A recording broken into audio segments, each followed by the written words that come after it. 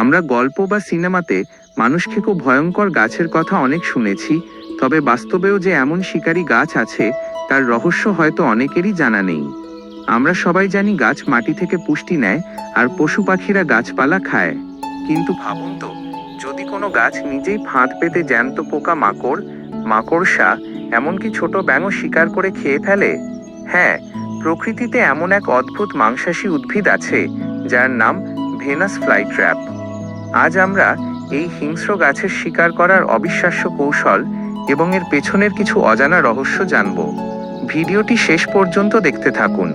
বিজ্ঞানীরা গবেষণা করে দেখেছেন এই অদ্ভুত গাছটি প্রায় 6.5 কোটি বছর ধরে পৃথিবীতে টিকে আছে।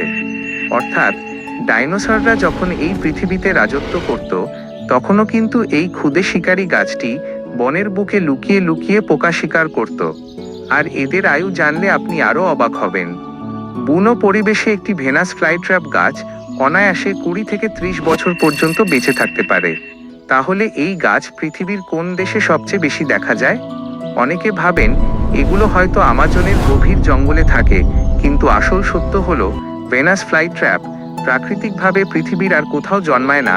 কেবল আমেরিকার নর্থ এবং সাউথ ক্যারোলিনা রাজ্যের উপকূলীয় জলাভূমিতে এদের সবচেয়ে বেশি দেখা যায়। এখন মনের ভেতর প্রথম প্রশ্ন আসতেই পারে, এত বছর ধরে টিকে থাকা এই গাছের হঠাৎ মাংস খাওয়ার কি প্রয়োজন পড়ল? আসলে এরা আমেরিকার যেসব স্যাঁতস্যাঁতে জলাভূমিতে জন্মায়, এখানকার মাটিতে নাইট্রোজেন সহ প্রয়োজনীয় পুষ্টি উপাদান একেবারেই থাকে না। তাই বেঁচে থাকার জন্য এবং পুষ্টির অভাব মেটাতে এরা কোটি কোটি বছর ধরে নিজেদের এমনভাবে বিবর্তিত করেছে যাতে জ্যান্ত পোকা মাকড় শিকার করে সেই পুষ্টির অভাব পূরণ করতে পারে। এবার জানা যাক এদের ফাঁদ পাতার আসল কৌশল। এই গাছের পাতাগুলো দেখতে ঠিক যেন একটি খোলা ঝিনুকের মতো, যার দুই প্রান্তে ধারালো দাঁত বা কাঁটা থাকে। পোকাদের আকর্ষণ করার জন্য এই পাতাগুলো থেকে মিষ্টি সুগন্ধিযুক্ত এক ধরনের আঠালো তরল বের হয়।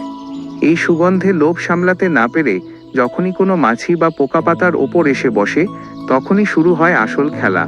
পাতার ভেতরের অংশে ছোট ছোট 3টি করে সংবেদনশীল চুল থাকে, যাকে বলা হয় ট্রিগার হেয়ার।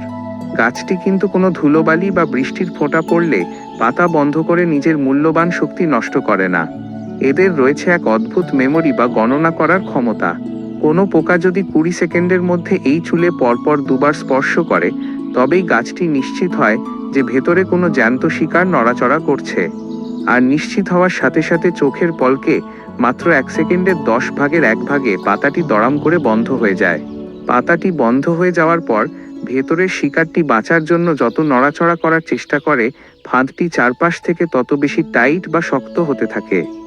এরপর গাছটি তার পাতার ভেতর থেকে এক ধরনের শক্তিশালী পাচক রস বা অ্যাসিড বের করতে শুরু করে। এই অ্যাসিডটি অবিকল আমাদের মানুষের পাকস্থলীর অ্যাসিডের মতো কাজ করে। আগামী 5 থেকে 12 দিন ধরে পাতাটি শক্তভাবে বন্ধ থাকে এবং ভেতরের আস্ত পোকাটিকে গলিয়ে একদম পুষ্টিকর একটি তরল স্যুপে পরিণত করে। গাছটি সেই তরলটুকু পুরো শুষে নেওয়ার পর যখন পাতাটি আবার খোলে, তখন সেখানে পোকার শুধু শুকনো কঙ্কালটুকুই পড়ে থাকে, যা বাতাসে উড়ে যায়। প্রকৃতির এই অদ্ভুত ডাইনোসর আমলের শিকারী গাছটি সম্পর্কে আপনার মতামত কি?